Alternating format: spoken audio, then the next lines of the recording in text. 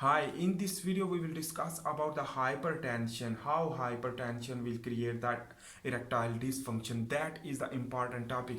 So remember, the hypertension means your blood vessel will be dilate more and no need to dilate more. So in this way, basically the hypertension will lead to increase the blood pressure. When increase the blood pressure, so the blood pressure increase will lead to vasoconstriction due to the sympathetic nervous system activation.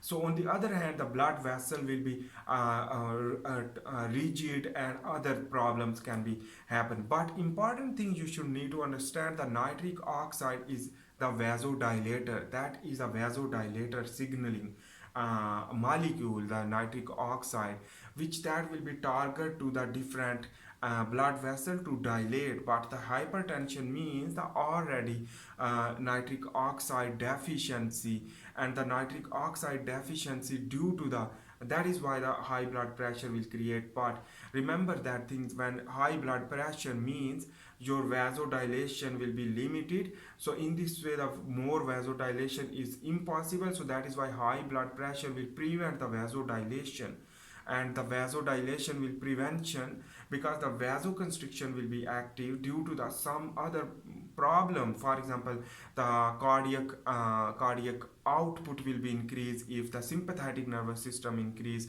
So the hypertension will increase, will lead to decrease the nitric oxide. When nitric oxide will decrease, so the nitric oxide is very important vasodilator, which that will target to the corpora cavernosa of the penis erectile tissue, which that will be not filled with the blood due to the nitric oxide inhibition. So that is why the nitric oxide inhibition due to the sympathetic nervous system activation and high blood pressure, due to there is a lot of reason which that involve to high blood pressure will lead to inhibit the vasodilation, but the vasoconstriction will be occur.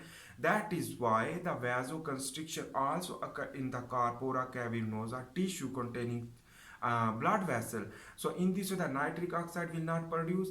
In this way the nitric oxide will not produce, so the hypertension will continue, and in this way the erectile dysfunction can be possible, because the erectile function require the vasodilation, but the nitric oxide deficiency and the other epinephrine, which that is also not targeting, because already the vasodilation is happen. But the complete of the vasodilation, the blood filling more due to the sodium and other problem and other sodium retention, which that will lead to not allow to vasodilation more, because the blood volume is more, and that is why the blood volume is more. So requirement of the vasoconstriction for the more blood flow, and in this way the blood flow will be more and cardiac output will increase. When cardiac output will increase due to the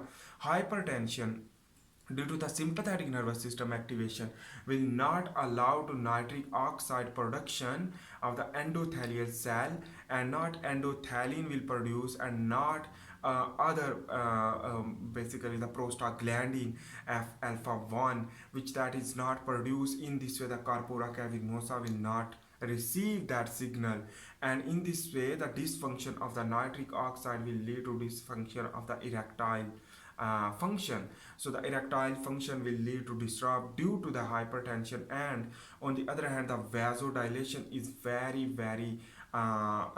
important for the erectile function, but it will not work due to the lack of the nitric oxide production. So in this way the vasodilation will not occur, and in this way the basically the erectile dysfunction will occur due to the hypertension. So in this video we had discussed about the hypertension and the erectile dysfunction. I hope you make sense about that, and if you like this video, please make sure to subscribe, like and share. And I am also making the handwritten tutorial about the biomedical science. If you are a student, you can learn from that and give the response. So thanks for watching. Bye.